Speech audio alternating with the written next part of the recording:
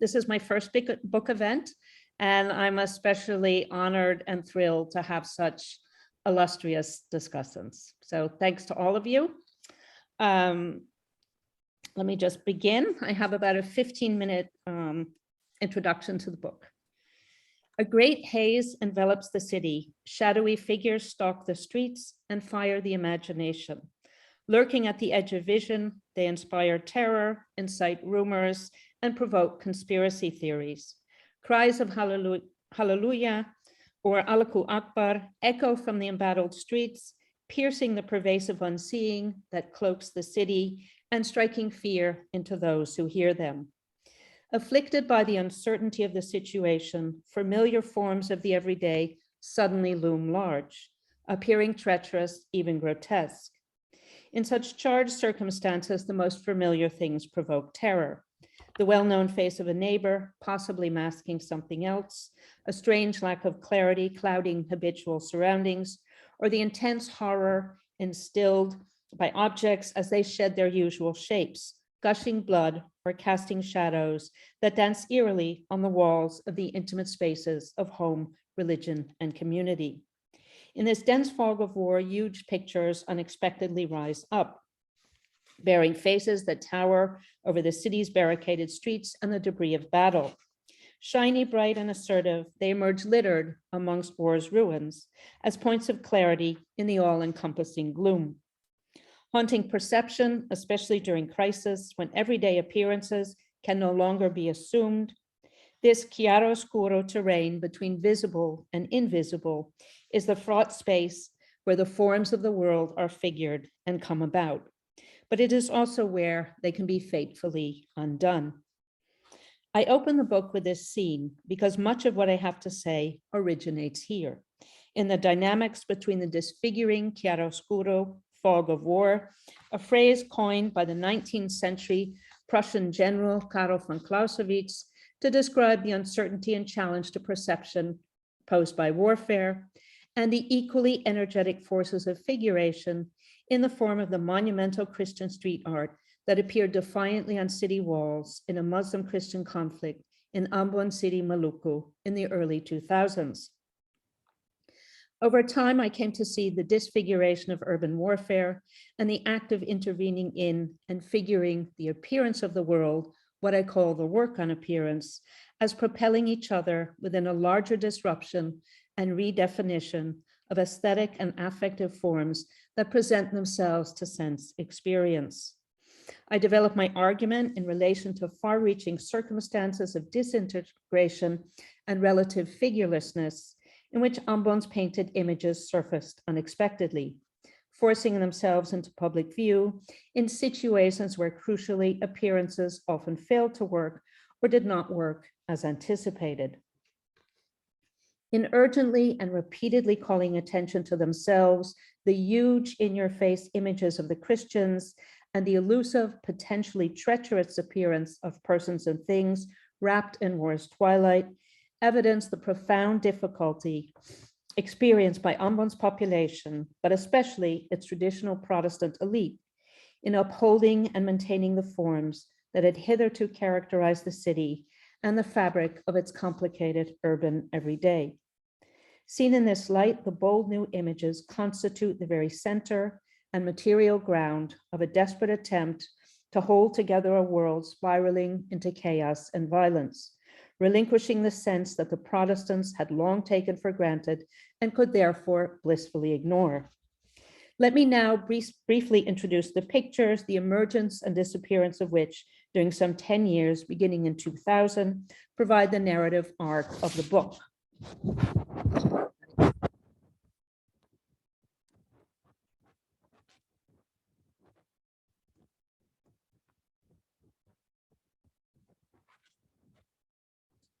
So you can see that, right? Not yet, Patricia. No? Nope. Okay. Let me do it differently. This is what I was afraid was going to take time. Share screen.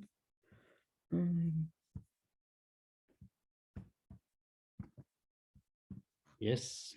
Yeah, okay. Let me do it like this. Now? Wonderful. Yes. Well, let me wait for the layout.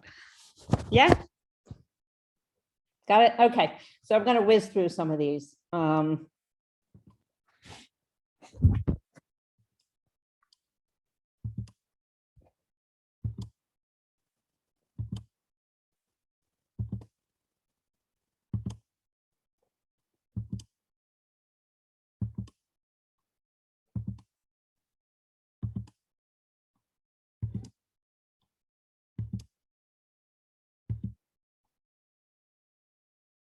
Maybe I leave it at this one. Okay. Less than a year after the end of the Suharto dictatorship in 1998, huge images of Jesus Christ and Christian scenes proliferated on walls and billboards around the Moluccan provincial capital of Ambon, on Indonesia's eastern outskirts, in a conflict pitting Muslims against Christians, a manifestation of the extreme perception that emerged amidst the uncertainty and challenge to seeing brought on by urban warfare. The street paintings erected by Protestant motorbike taxi drivers signaled a radical departure from the aniconic tradition of the Dutch-derived colonial church, a desire to be seen and recognized by political authorities from Jakarta to the United Nations and European Union, an aim to reinstate the Christian look of a city in the face of Indonesia's widespread Islamicization underway since the 1990s, and an opening to a more intimate relationship to the divine through the bringing into vision of the Christian God.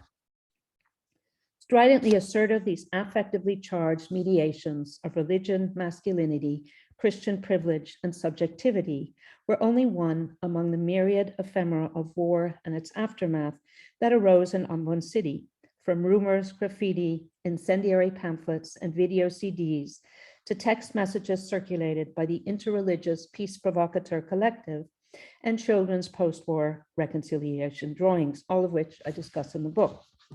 In June 2005, when I arrived in Ambon to begin fieldwork in the wake of the interreligious violence that racked the city from early 1999 until 2003, I immediately set out for a walk to get a sense of a city that I had visited off and on since the mid-1980s, when I conducted doctoral research in Southeast Maluku. Much had changed, of course, and traces of the recent conflict were still visible. But I was relieved to see some familiar landmarks in the central part of town, like the Maranatha Church, the seat of the colonial-derived Protestant Church of the Moluccas, and the statue of St. Francis Xavier with a crab clutching a cross at his feet. As I left the main avenue and turned into a street leading up into the hills where many Christians live, it was a shock to find myself looking up into the face of Jesus Christ, painted on a billboard flanked by murals depicting Christian scenes. So Christ in prayer, twigs of holly and bells, another Christ face framed by a star. In a city known for its Dutch-derived Calvinist Protestantism, where such public displays of Christian piety had previously been absent, the discovery of the gigantic pictures was all the more surprising. From my first startled encounter with Christ's immense face overlooking a street corner, through the time thereafter in which I came to know Ambon in its new post-war circumstances, I encountered a city crowded with such pictures, along highways, at important crossroads, or facing outwards from the gateways of Christian neighborhoods.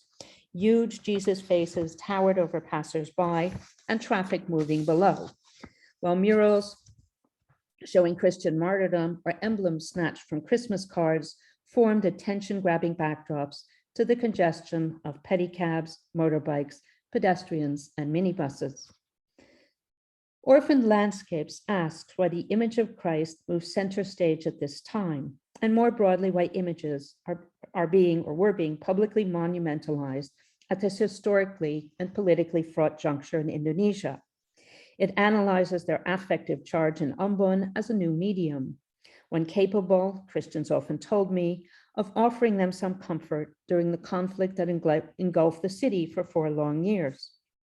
Beyond their significance in Ambon's war and its aftermath, the book attends to how these pictures, in the first place, were something to be seen, admired and gazed at by Christians, offensive or ignored by Muslims, catching the eyes of passersby, interrupting the flow of traffic, or marshaled as a backdrop in wartime photographs of young Christian men brandishing weapons, or other poses caught on camera. If any image necessarily establishes its own force field, the book examines the forces that coalesced around and animated these pictures. First and foremost among them, the force emanating from the material presence of the pictures themselves as they sprung up and claimed a place in the city was palpable. And yet, within the space of a decade, these powerful pictures virtually disappeared. Worn away by the passage of time and the onslaught of tropical sun and rain, most vanished into the texture of city walls, leaving only an occasional smudge, flecks of paint, or contour behind. Nor were they refreshened or redone around Christian holidays as before. Between the explosion of Christian images or Christ at large in the city in the first half of the 2000s and the emergence of an entirely new image of Christ as King, or Christ of the Second Coming in the second half, something had clearly happened. For even if the pictures of Christ as King were not put in place with the same urgency or desperation as those that surfaced in the war and immediately thereafter, what the new Christ image made publicly visible, emblematized, and amplified were some of the most profound changes that took place in Ambon as a result of the conflict and the manner in which it was played out, as a conflict that is carried out in the name of religion. In contrast to the rich, heterogeneous, diffuse gallery of Christian images from the early 2000s, I spotted a mere scattering of pictures of Christ as King in the center of town, in the hills above the city, and in several of Ambon's charismatic churches. Images that initially overlapped with, but then largely replaced, the initial surplus of Christ imagery that a handful of street painters had copied from an international Christian print repertoire long available in Ambon on calendars, in religious manuals, or the occasional embroidered Last Supper scene. Crucial to understanding this shift is the insistence on the part of the young motorbike taxi drivers who threw up the Christian paintings around town that they did so because they knew Christ was here, in situ, in Ambon. This insistence on Christ's presence in their midst also manifest in rumors of the Christian God striding into battle alongside the Christians, or of his face flitting across the chapel wall. This insistence, I argue, glosses over a doubt. Namely, that much as they claim that the Indonesian authorities in Jakarta, the United Nations, or other potential sources of support did not see their suffering and what many consider their possible genocide at Muslim hands, so too might God himself be distant and unaware of their predicament. For these young Protestant men, bringing the Christian God into vision was a move of preservation, including self-preservation. In hijacking billboards and covering Christian city walls with Christianity, they aimed to wrap themselves visually, materially, and existentially in a holy Christian world, one that nostalgically recalled a time when Christians, especially Protestants affiliated to the old previous colonial church, comprised the elite of the city. Until the 1990s, they dominated the civil bureaucracy, claimed as prized positions, could count on such jobs for their children, and generally took for granted their position of privilege in the city and wider region vis-a-vis Muslims and others. Through the 1980s, the main avenues of the city where the municipal and provincial government buildings were located, and still are located, as well as banks, the post office, telecommunications office, schools, the Maranatha Church, Catholic Cathedral, and Diocese Office, lent the center of town an overall Christian appearance. As in most parts of Muslim-majority Indonesia, Muslims, many actually in Ambon City, that is, from elsewhere around the archipelago, or persons of Arab descent, settled along the coast and around Ambon's busy harbor. But let there be no mistake, even if the impulse that drove these men to paint Christ in Ambon streets and the affective energy with which they did so was restorative, aiming to reinstate Ambon's Christian appearance, to materialize God here in Ambon, and to bring him close to the predicament of the Protestants, the turn to the new medium of picturing was daring and experimental in many respects. For one, it necessitated a dramatic retooling of visual imagination, one that drew on the range of media and models already at hand, and on others salient or introduced during the conflict.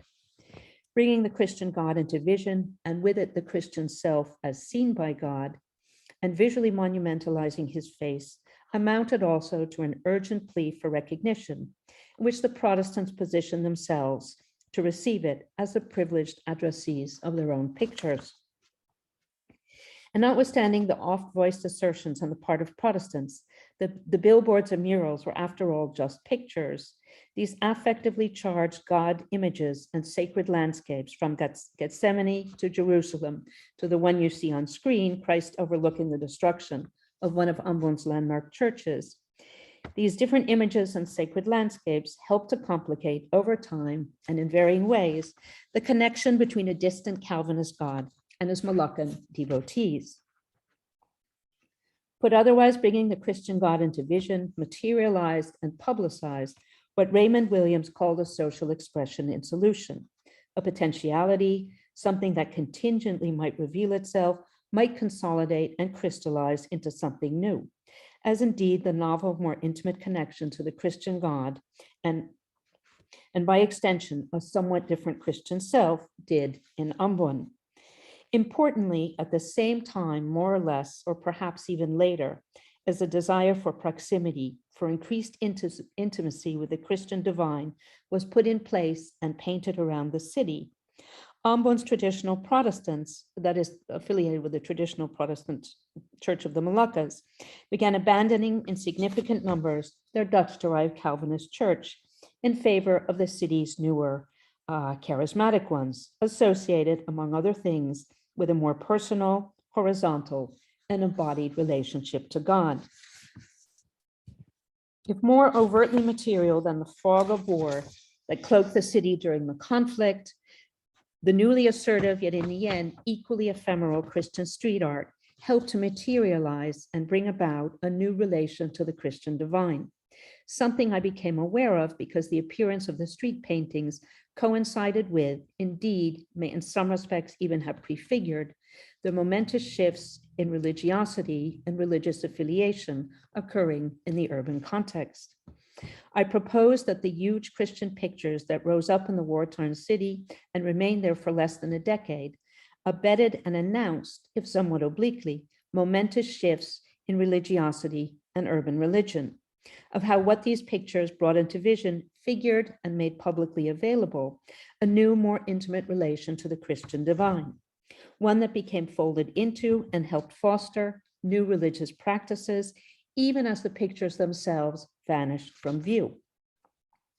For even as ephemera like these come and go, they can have a lasting impact. Depositing their traces in an assortment of practices and forms, they bring about new distributions of the sensible, altered landscapes of living and cohabitation, and subtly different ways of seeing, dwelling, and engaging the world. So I'd like to end by acknowledging the Swiss National Science Foundation, which supported the open access publication of the book and all its images. I especially want to acknowledge with immense gratitude the excellent work of Marie de Lutz, a graphic designer and photographer and filmmaker, on the book's visual layout and images. The 120 color images are importantly also a tribute to the artists with whom I worked in the city. They're a record of Ambon's ephemeral Christian street pictures, most of which are no longer there, and a testimony in a smaller way, a different register, to the book's claim to be not just a history of the visual, but a material history of the visual. Finally, I hope the numerous pictures offer a sense, but kind of in a very, very faint way, of the experimentation, creativity, and sheer excess of a time when Christ was significantly at large in Ambon, and of just one of the many ways in which the aesthetic, social, political, and far from epiphenomenal work on appearance takes place. Thank you very much. Thank you so much, Patricia. We'll turn to our first discussant, Christopher Pinney. Okay, thanks, Diego and Patsy. Delighted to have this invitation and the opportunity to engage with this great book. I feel I'm on the start of a long journey, and obviously some of my questions probably would have been differently phrased if I'd had the benefit of your précis that we've just heard. Anyway, here goes. within its opening pages, Orphaned Landscapes establishes a striking and original ensemble of terms and concepts. We read of the chiaroscuro terrain between the visible and the invisible, where seeming opposites are folded into each other. Fog and unseeing generates extreme perception, a frenzy of the visible, and the dialectic of figuration and disfiguration. And given what we've just heard, we should add prefiguration to that. Patsy writes vividly, fusing William Burroughs with Walter Benjamin, writes of a heightened materiality of environments grasped through this extreme perception. She writes of, quote, seeing, sensing materiality that takes in the rough textures and shiny surfaces of painted city walls and the contents of pockets of corpses on battlefields. That made me think of Benjamin's advice about looking not at what the neon sign says, but at the fiery pool reflecting it in the asphalt. Patsy gives us a lot of fiery reflection and also a sense of the intermittence of the image, an oscillation of presence and absence fueled by Calvinist ambivalence. Patsy makes obeisance to Rancière, but I was left feeling that her complex model of vision, extreme perception and pain owed more to Edmund Burke's 1757 essay on the sublime and the beautiful, and the persuasive presentation of Reformasi as involving a momentous turn to the visual and the demand that everything be laid bare before our eyes echoed Tocqueville's writing on democracy in America and what has since become known as spectatorial democracy. That in turn, when allied with the question of monumentality, made me think of Kadri Jain's recent book, Gods in a Time of Democracy. Pictures are described as points of defiance, solace, and religious identification, and we are left in no doubt about their force field. But are they always reflections rather than unstable agents with their own haphazard agenda? Do they escape the paradigm described by Latour, in which representation is a cinema screen for the projection of the social? Well, Patsy stresses moments of instability, I'm quoting from her, when the sensible begins to change, and the sensuous embodied and affectively powerful aesthetics that shapes people. She also stresses, and I quote again, the capacity images have to seize beholders and move them in profound ways to order subject sensuous apprehension of the world around them, to orchestrate the myriad appearances that comprise the everyday, to design and characterize what counts as context. Consonant with this, what she calls the sudden appearance of a highly fraught mismatch is announced as a topic in chapter 2.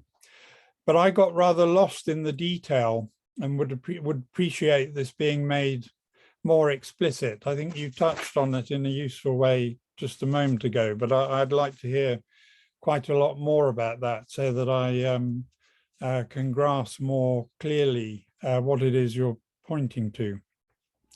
Do images always consolidate? Do they always act as an element in a community's bodily prosthesis? Patsy's answer is no, but a slightly different question. What are the circumstances under which they break free of their makers and become agents of transculturation? In the refiguration of community, what is the precise role of figure as an agent of transformation? Here I have in mind Sylvia Rivera Cusicanqui's recent opposition of the transculturating power of images to the official censoring potential of language, and Konstantinos Kalantzis's recent book, Tradition Within the Frame, that shows how photographs are able to mediate and soften identities and positions that ordinary discourse usually hardens. So I'd like to hear more about how images transgress conventional politics and know more about the specific role of the visual.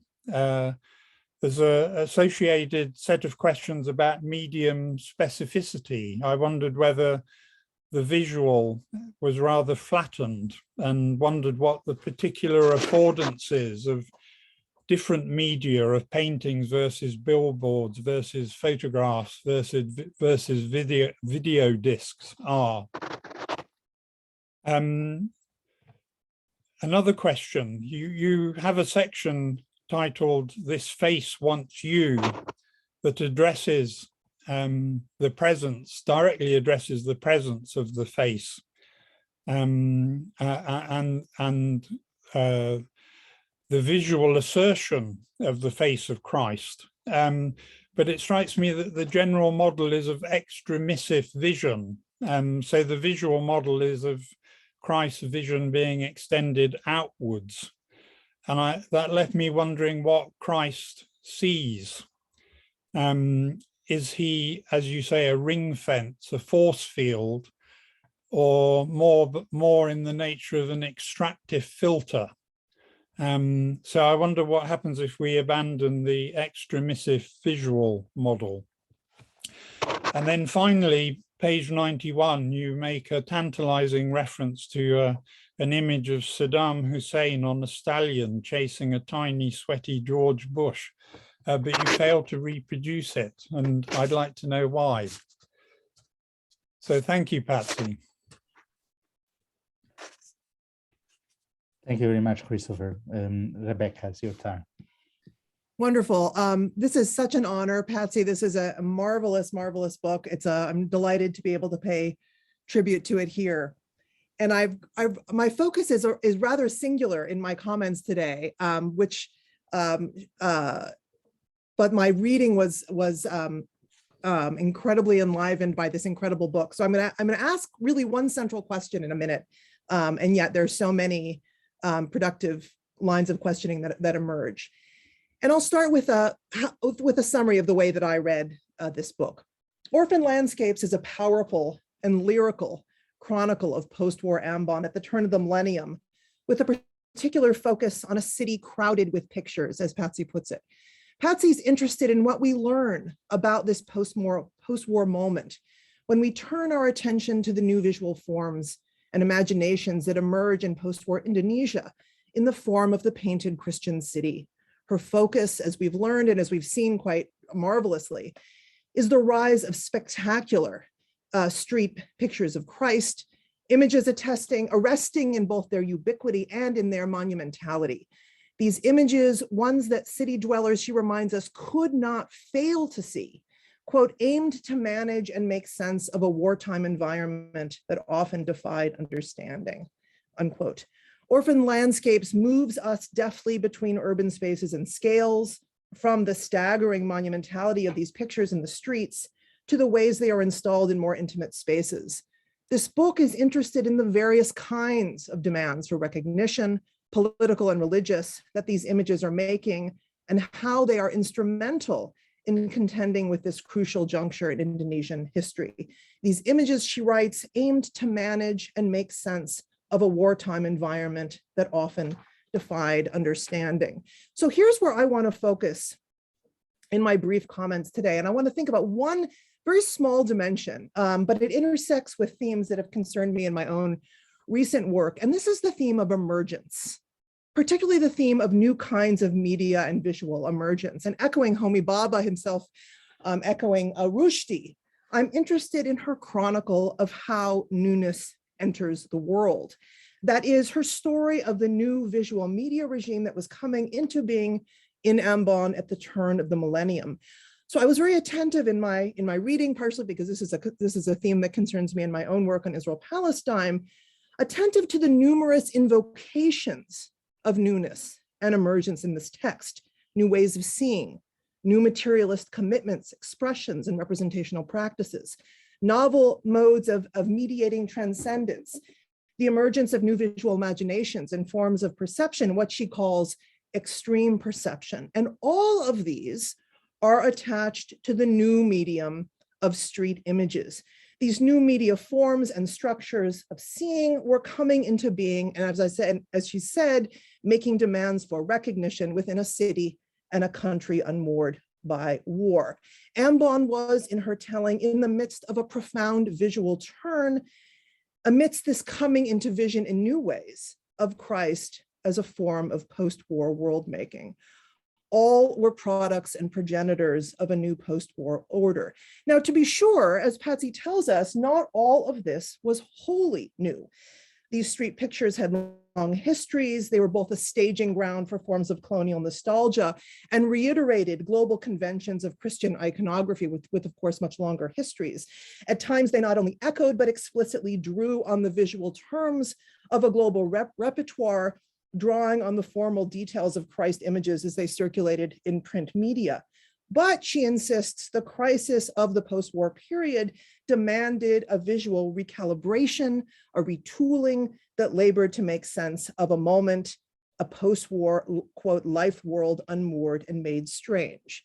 So what I'm thinking about here is the analytic yield for the scholar in taking media emergence as an object of study.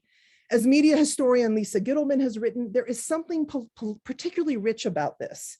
And I agree with her about focusing one's analytic or ethnographic lens here.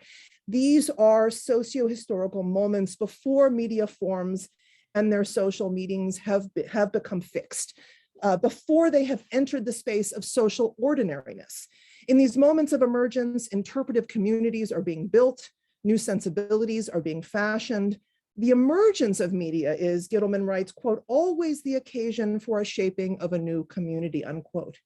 In these periods when media are still new, societies are still debating their social impact, and there is a sense of profound uncertainty about their form and import. All of this is very rich material for the analyst, for the ethnographer, as Orphaned Landscapes demonstrate so beautifully. There's also a kind of social promise, or at least a social potential that media emergences carry, the potential to mediate the world better, sometimes lesser, in a lesser form, than the forms that came before. And we see this at work in this case, particularly given the sheer monumentality of these ubiquitous street images. I think we're led to believe here from Patsy's reading that their social potential, or as read, was crucially tethered to their scale, to their spectacularity, to their monumentality as visual forms. And I'm really interested in the reading of monumentality, what monumentality indexes as a social form. Of course, what follows episodes of media emergence is highly variable, depending on the social and geopolitical and historical context in question. Some media emergences result in social normalization. The media forms in question are enfolded into social worlds, becoming ordinary, no longer new, no longer emergent. But others don't acquire a lasting hold. They disappear, right? They effectively fail as enduring social forms. And here I'm speaking broadly about a kind of social history of media emergence. Often, as media historians have noted, such alleged failures are written out of the historical record in the service of a progressivist or teleological notion of media supersession, the conviction that each new medium effectively supersedes and thus supplants the one before. What is lost then in this writing out, what is lost in the process of this disappearance from the historical record is the sense of the highly uncertain and risky ways that new media forms enter social worlds. And what we learn, particularly from the conclusion to Orphaned Landscapes, is precisely this, namely that the new media visual field chronicled here, this profound visual turn in the city at the turn of the millennium and the wartime and post-war moment, was as fleeting as it was monumental. When Patsy returns to Ambon in 2017, as she's told us, she observes street pictures that are literally fading in the city and on its walls. And she poses a question which I think she leaves somewhat unanswered. Quote, how do we gauge the impact of the street art that gave expression to the restless uncertainties that haunted the post-war city, given that a mere decade or so after official peace, the paintings had largely disappeared from view and perhaps memory, unquote. She is asking, in other words, what does the study of media emergence look like from the vantage of its disappearance? And this is where I'm going to stop, although with many remaining thoughts about the incredible richness of this powerful and lyrical text. But the conclusion of this book leads me to wonder if the social history of media failure offers, or media disappearance provides as many rich analytic opportunities for the scholar as the social history of media emergence. The chronicle of this disappearance is perhaps the subject of Patsy's next book. Thank you so much. Thank you very much, Rebecca. Very rich comment. Fred, you are the next and last discussant. Thanks. Always a peril in coming last. I want to thank you for inviting me to participate and therefore having the opportunity to listen to Patsy's précis, but also the brilliant comments of my colleagues. I have two starting points. I remember being a discussant of border fetishism, which I probably failed to understand fully at the AAA meetings many years ago.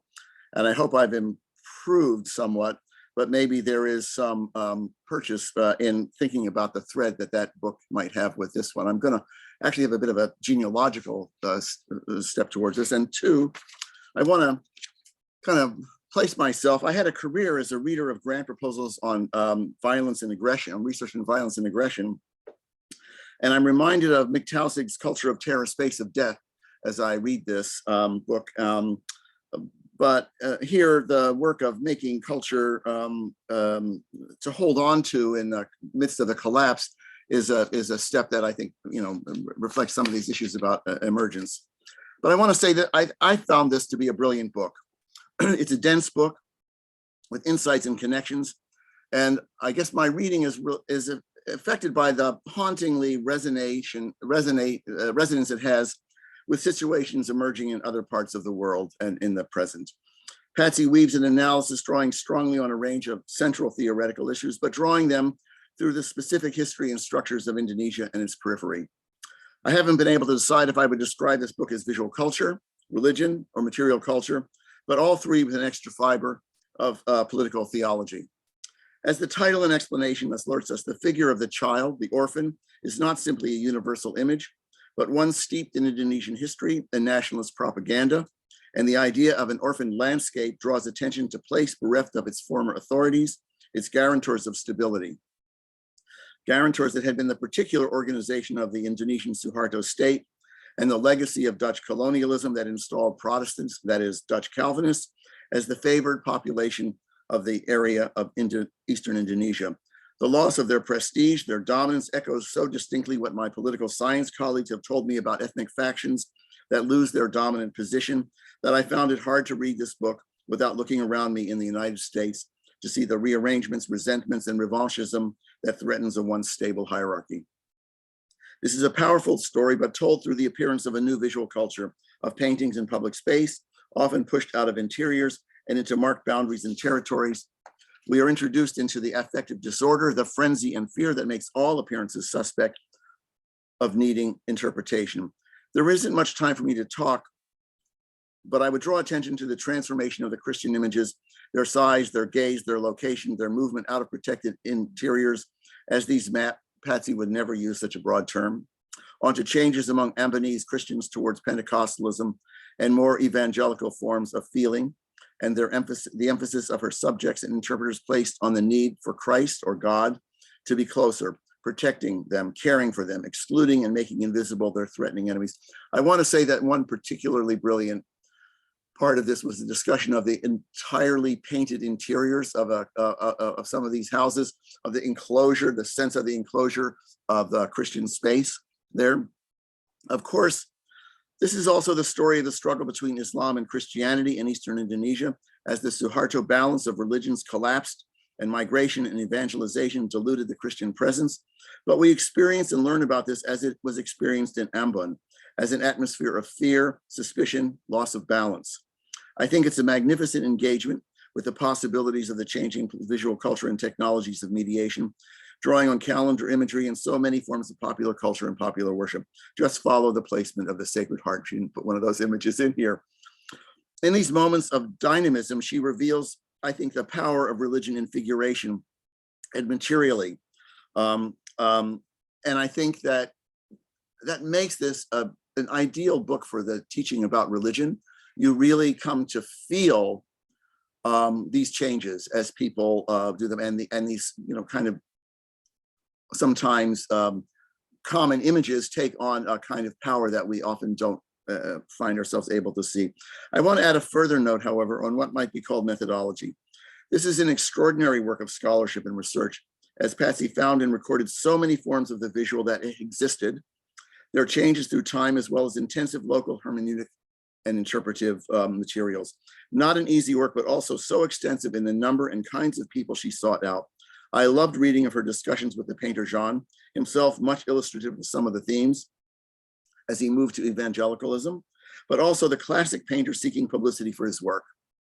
The discussions with journalists, pastors, the motorcycle gangs, what a rich and complex tapestry that links the forms of material culture to what Raymond Williams called the structures of feeling, to indicate the rich flow of possibilities within the ideological possibilities, or maybe this is better understood through Rancière's distribution of the sensibles, which he also uses. What those powerful interpretive frames might lack, but which this book offers, is the linkage between the political and the theological, the loss of the very foundation and grounding of life that the political hopefully sustains, but only it appears here for a while. And thank you, Patsy. It's really quite a magnificent effort.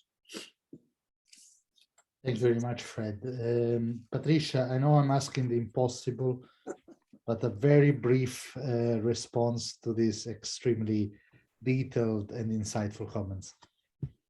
Yes, I could gush for 5 minutes about your incredible questions, which go way beyond the book, maybe into a next book, Rebecca. Anyway, thank you so very much. I will try to do a few things, and I do hope you send me what you wrote if you can, because there's a hell of a lot to mull over and obviously think about. Now, let me not take several minutes to find my glasses. Yes, here they are. Okay.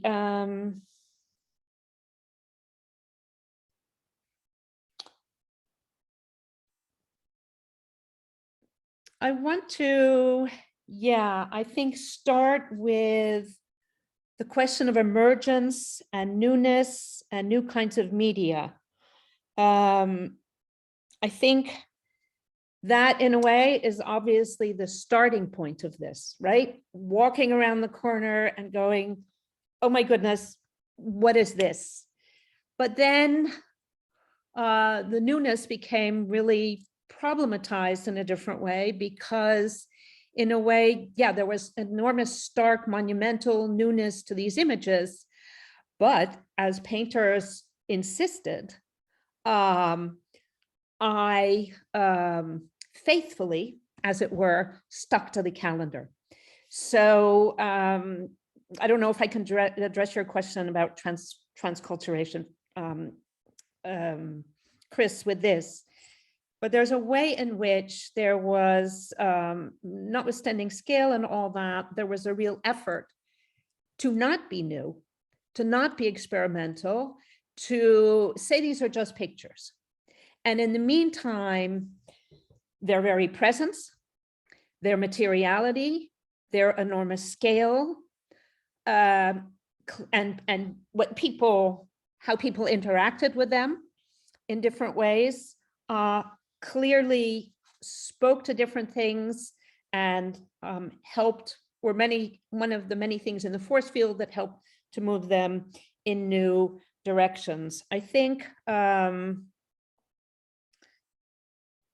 one of the interesting things that happened in that, and I don't know if that gets to one of your concerns, Chris, about the gap. The gap, what I talk about is a gap emerged between what images, what appearances are held to do without people thinking about it, noticing normally, and how they didn't work. And that happened vis-a-vis the images. So John, who was extremely eloquent and wonderful to work with and delighted to talk about his work, clearly, said, well, I copy these calendar images, but I used my imagination. And the using of his imagination is, among other things, that Christ image, Christ overlooking copy of a calendar image overlooking not Jerusalem, but Ambon, overlooking the destruction of Ambon's key church.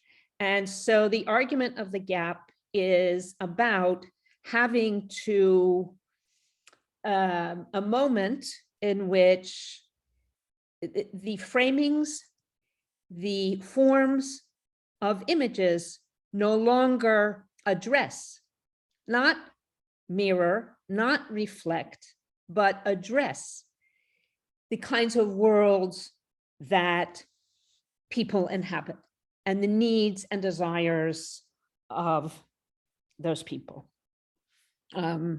I'm having a hard time a little bit. There's so many questions. I think that the media emergence is exactly, is enormously a productive place. And in terms of the failure and the disappearance, Rebecca, my argument there was really about, they disappeared, but precisely, I think what I tried to say in the conclusion, which is of course a conclusion, which is sort of a reflection of thoughts, is that they didn't fail at all. That in fact, they disappeared, but in some respects, they were about, in some respects, in one register, about bringing Christ here in our midst. And in a way, the paintings disappeared, but the new one, the new one that remained is Jesus Christ as King. So Christ of the second coming and the promise of him being here in our midst. So, and Chris, I don't know if that gets to your question or your point about how images, the instability of images, how they move, how they morph, how they are figured into something else, how they move entirely, because part of the book, I argue, they moved off of calendars into, so one kind of medium, into the different kind of medium of these enormous images.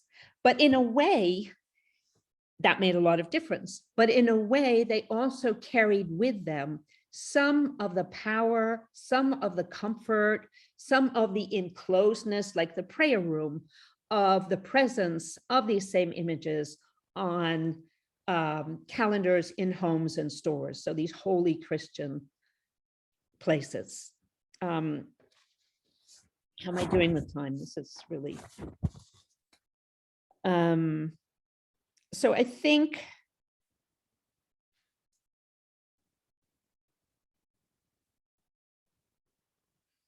and Fred, I wonder in a way if that gets to the kind of what you were getting at with the comments about the political theological, and the last image of Christ, which is the image that remains, which is clear is John's own move, literally to an evangelical church, right? For a long time, he went back and forth. He would go one Sunday to one, another to another, but he settled.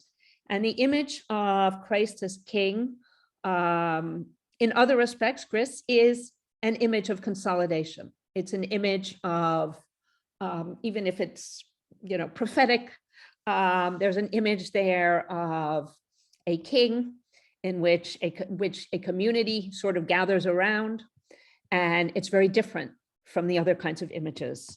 I think I haven't been keeping track.